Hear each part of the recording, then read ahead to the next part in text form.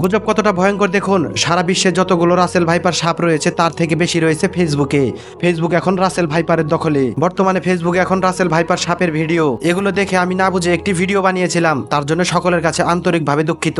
Bangladesh snake expert গ্রুপের একজন সদস্য জানান, বাংলাদেশে রাসেল ভাইপারের নামে ফেসবুকে যে তথ্যগুলো ছড়ানো হচ্ছে তা সম্পূর্ণ ভুল। প্রথম কথা হচ্ছে, রাসেল ভাইপার বাংলাদেশে আগে থেকেই ছিল। এটা ছড়ানো হচ্ছে যে বাংলাদেশে রাসেল ভাইপার হুট করে চলে এসেছে, এটি সম্পূর্ণ ভুল। তবে হ্যাঁ, প্রাকৃতিক পরিবেশের কারণে কিছু কিছু সময়ে এই সাপ বেশি বংশ বিস্তার করতে পারে। এবছরটাও তেমনই হয়েছে। পরিবেশ ভালো হওয়ার কারণে হয়তো এই সাপ একটু বংশ বিস্তার বেশি করেছে। আবার এই সাপ পৃথিবীর সব থেকে বিষধর সাপ নয়, এর থেকেও বিষধর সাপ রয়েছে, যেমন খোয়া গোখরা, পদ্ম গোখরা। রাসেল ভাইপারের থেকেও অনেক বেশি বিষাক্ত সাপ, আর বাংলাদেশে এগুলো সাপ এভেলেবেল। বাংলাদেশে রাসেল ভাইপারের অ্যান্টিভেনমের অভাব নেই। রাসেল ভাইপার কামড় দিলে ক্ষত স্থানের উপরে একটু বেঁধে দ্রুত হসপিটালে নিয়ে গেলেই এ রোগী একদম সুস্থ হয়ে যায়। আর মানুষ দেখলেই যে রাসেল ভাইপার সাপ হা করে কামড় দিতে আসে, এটি সম্পূর্ণ ভুল। রাসেল ভাইপার একদম অলস জাতীয় একটি সাপ। 3 থেকে 4 দিন একই স্থানে শুয়ে থাকারও রেকর্ড রয়েছে। 50 থেকে 80টা বাচ্চা এই সাপ ঠিকই দেয়, কিন্তু পরিবেশ পরিস্থিতির কারণে টিকে থাকতে পারে মাত্র 2 থেকে 3টা সাপ। হ্যাঁ, এই সাপ কামড় দিলে মানুষ মরতে সক্ষম, তবে এর থেকেও বিষাক্ত সাপ আমাদের দেশে অভাব নেই। তবে ফেসবুকে যা দেখতে পাচ্ছেন তা 99%ই গুজব,